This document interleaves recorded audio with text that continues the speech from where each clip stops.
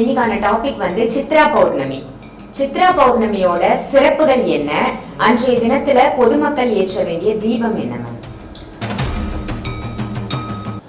சித்ரா பௌர்ணமிங்கிறது சித்திரகுப்தரினுடைய பிறந்த நாள். ஸோ சித்திரகுப்தர் யாரு அப்படின்னா, அவர் எப்பொழுதுமே யமதர்மராஜன் கூட தான் இருப்பார். ஸோ சித்திரகுப்தரையும் யமதர்மராஜனையும் ஒன்னா போய் நம்ம வணங்கக்கூடிய கோவில் பார்த்தீங்கன்னா, பிரம்மாவினுடைய அந்த சித்திரத்தில் வந்ததுனால பிரம்மா தானே நமக்கு படைக்கிறார். ஸோ படைக்கும் தொழிலை கொண்ட பிரம்மா உருவாக்கிய சித்திரகுப்தருக்கு என்ன வரத்தை கொடுத்தார்னா, சித்திரகுப்தர் கோவில் அப்படின்னு நம்ம தமிழ்நாட்டுல எங்கேயாவது இருக்கா மேம்? அப்படி இருந்தா அங்க போய் எப்படி வழிபாடு செய்யலாம்? ஸோ இதுல அப்ப எது பலமா இருக்கு, இவனுக்கு என்ன மாதிரியான தண்டனை கொடுக்கணும்னு நீ சொல்லு அப்படின்னு யமதர்மராஜர் முடிவு பண்ணணும். இவனுடைய ஆத்மா சொர்க்கத்துக்கு போச்சான். அதுக்கப்புறம் அவனுக்கு பிறவியே இல்லையாம். அந்த ராஜாவுக்கு முக்தி கிடைச்சிருச்சான்.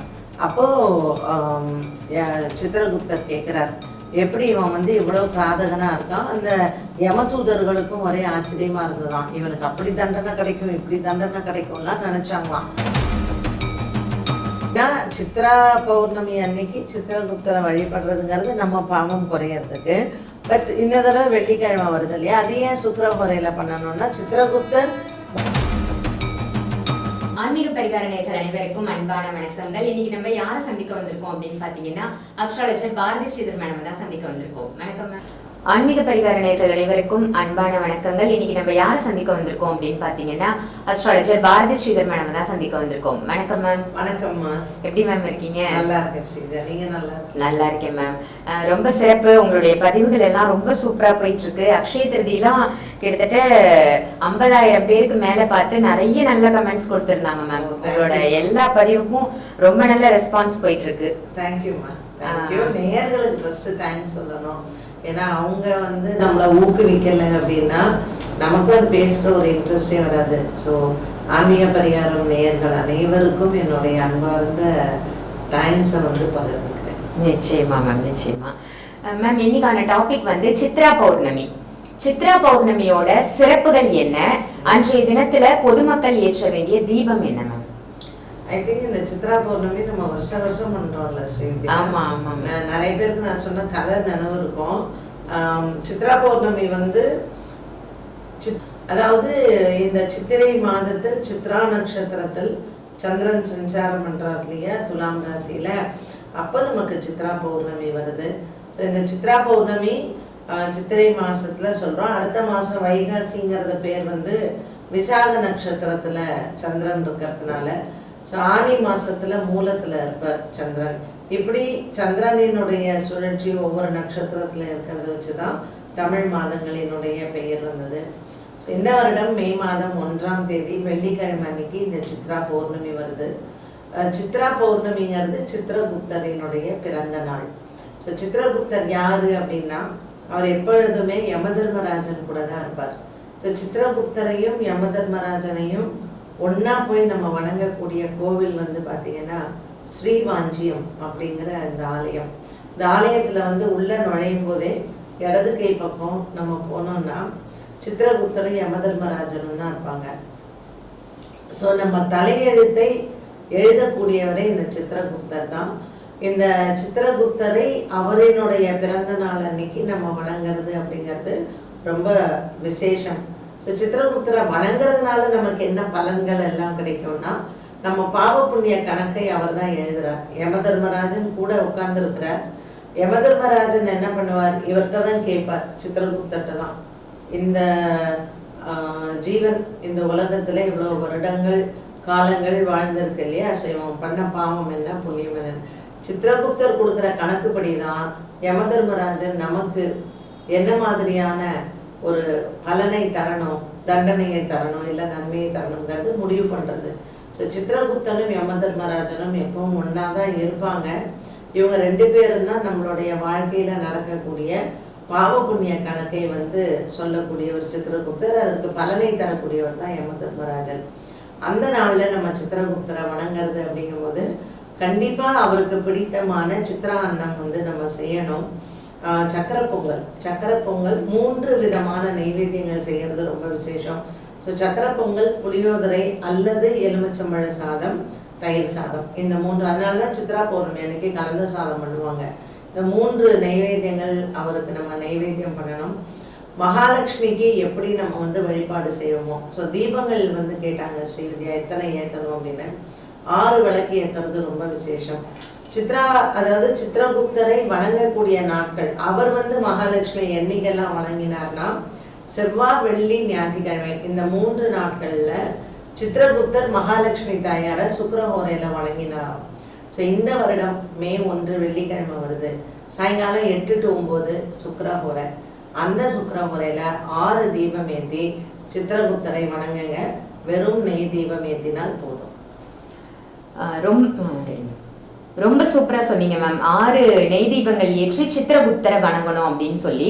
சித்திரகுப்தர் தான் நம்மளுடைய தலையெழுத்தை மாற்றுபவர் அப்படின்னு நிறைய நம்ம புராண கதைகள் கேள்விப்பட்டிருக்கோம். அதே மாதிரி நம்மளுடைய பாவ புண்ணிய கணக்குகளை எழுதுபவரும் சித்திரகுப்தர் தான். சோ நமக்கு வந்து சொர்க்கமா நரகமா அப்படின்னு தீர்மானிப்பதே சித்திரகுப்தர் தான் அப்படின்லாம் சொல்லுவாங்க.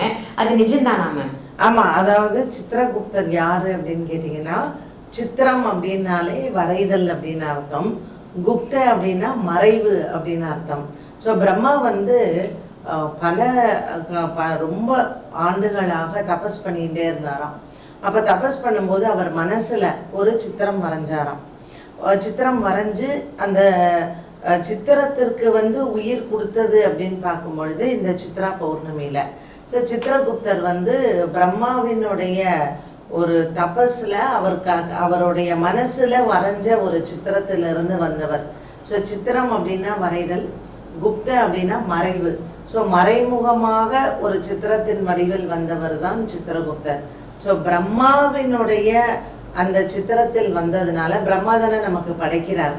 ஸோ படைக்கும் தொழிலை கொண்ட பிரம்மா உருவாக்கிய சித்திரகுப்தருக்கு என்ன வரத்தை கொடுத்தார்னா, எந்த ஜீவராசியும் இந்த பூலோகத்துல ஜனிக்கிறது அப்படின்னா அவன் தலையெழுத்தை நீ தான் எழுதணும். ஸோ அவர் தான் கணக்கு பிள்ளை. சித்திரகுப்தர் வந்து கணக்கு பிள்ளை. நீ என்ன பாவம் பண்ணியிருக்க, என்ன புண்ணியம் பண்ணியிருக்கேன்னு. ஸோ இந்த கணக்கை அவர் யார்கிட்ட கொடுக்குறாரு? யமதர்மராஜன்கிட்ட கொடுக்குறார். யமதர்மராஜன் சித்திரகுப்தர் கொடுக்குற கணக்கின்படி வந்து நமக்கு பாவ புண்ணிய கணக்கை தீர்க்கிறார். இந்த சித்திரகுப்தரை நம்ம இந்த அவருடைய பிறந்த நாள் அன்னைக்கு நம்ம வணங்குறதுனால நம்மளுடைய அந்த 1 வருட காலம் நம்ம செய்யக்கூடிய பாவங்கள் எல்லாம் தீர்றது, புண்ணிய பலம் அதிகரிக்கிறது.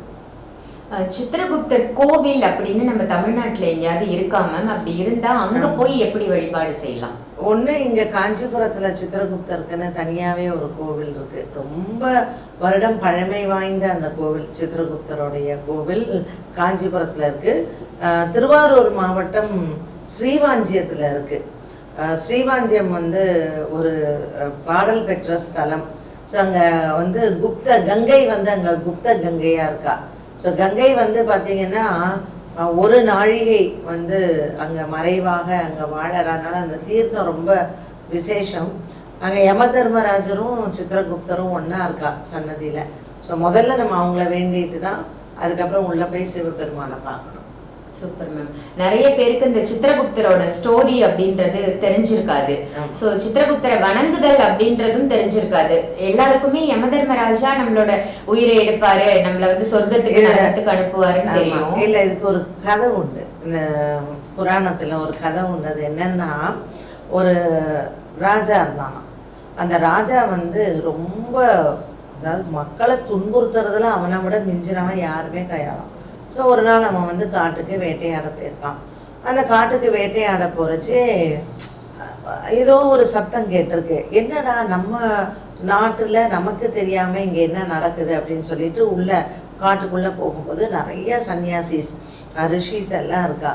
அவங்க எல்லாரும் ஹோம குண்டம் எல்லாம் அமைச்சு வேலையில் பரபரப்பாக இருக்காங்க.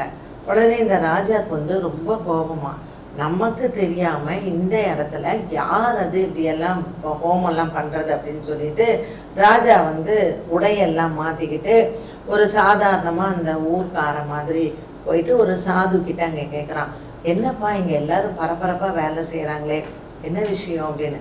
உங்களுக்கு தெரியாதா, சித்திரகுப்தரினுடைய பிறந்த நாள் வருது, சித்திரகுப்தர் எங்களுக்கு குலதெய்வம், அதனால் நாங்கள் குலதெய்வ வழிபாடு செய்யறதுக்காக எல்லாம் ரெடி பண்ணிக்கிட்டு இருக்கோம். யார் அந்த சித்திரகுப்தர் அப்படின்னு கேட்குறார். வந்து சித்திரகுப்தர் வந்து நம்மளுடைய விதியை மாற்றக்கூடியவர்னு சொல்லிட்டு சித்திரகுப்தரினுடைய அந்த பூஜையில் நீங்களும் கலந்துக்கோங்க அப்படின்னு சொல்கிறான். உடனே இந்த ராஜாவுக்கு வந்து கோபம் வருது. பட் இருந்தாலும் அந்த பூஜையெல்லாம் பார்க்குறான். பார்த்துட்டு ராஜா வந்து ரொம்ப மகிழ்ச்சி ஆகிட்டான் அந்த பூஜையெல்லாம் பார்த்த பின்னர். உடனே அவன் சொல்கிறான், வருடா வருடம் நீங்கள் இதை பண்ணுவீங்களான்னு கேட்குறான். ஆமாம், நாங்கள் வருடா வருடம் பண்ணுவோம். ஸோ அடுத்த வருடமும் அந்த ராஜா வந்து வரான். ராஜா வந்து அப்பவும் ஒரு சாதாரண அந்த ஊரில் இருக்கக்கூடிய ஒரு நபராகத்தான் வருகிறான். அப்போ இந்த ராஜா வந்து பார்த்துட்டு சித்திரகுப்தருக்கு ஏன் நம்மளே ஒரு கோவில் கட்டக்கூடாது அப்படின்னு சொல்லிட்டு அந்த ராஜா வந்து சித்திரகுப்தருக்கு கோவில் கட்டி அவர் வழிபாடெல்லாம் செய்கிறான். அப்புறம் அவனுக்கு வயோதியன் ஆயிட்டான், செத்து போயிட்டான். அப்போ அந்த ராஜாவுடைய ஆத்மாவை யம தர்மராஜன் வந்து சித்திரகுப்தர்கிட்ட கேட்குறான், இவன் பண்ண பாவ புண்ணியம்லாம் என்ன சொல்கிறான். பாவம்னு பார்த்தீங்கன்னா நிறைய மக்களை வந்து கொன்று இருக்கான். ரொம்ப அராஜகம் பிடிச்ச ஒரு ராஜா, மக்களுக்கு பிடிக்கவே பிடிக்காது இந்த ராஜாவை. அதனால இதெல்லாம் பாவ கணக்கு. சரி, புண்ணிய கணக்கு என்ன பண்ணியிருக்கான் அவனுடைய வயோதிய காலத்தில்? ஏன்னா அவன் வந்து பாவம் பண்ண காலங்கள் பெருசு, புண்ணியம் பண்ணது வந்து என்னன்னு கேட்டிங்கன்னா சித்திரகுப்தருக்கு வந்து கோவில் கட்டியிருக்கான். அதே மாதிரி இவன் வந்து சித்திரகுப்தர் பூஜையில் கலந்துக்கிட்டு அதுக்கப்புறம் அவனும் பண்ண ஆரம்பித்தான். ஸோ இதில் வந்து அப்போ எது பலமாக இருக்குது, இவனுக்கு என்ன மாதிரியான தண்டனை கொடுக்கணும்னு நீ சொல்லு அப்படின்னு யம தர்மராஜர் முடிவு பண்ணணும். இவனுடைய ஆத்மா சொர்க்கத்துக்கு போச்சான். அதுக்கப்புறம் அவனுக்கு பிறவியே இல்லையாம். அந்த ராஜாவுக்கு வந்து முக்தி கிடச்சிருச்சான். அப்போது சித்திரகுப்தர் கேட்குறார், எப்படி இவன் வந்து இவ்வளோ கிராதகனாக இருக்கான்? அந்த யமதூதர்களுக்கும் ஒரே ஆச்சரியமாக இருந்ததுதான். இவனுக்கு அப்படி தண்டனை கிடைக்கும், இப்படி தண்டனை கிடைக்கும்லாம் நினச்சாங்களாம்.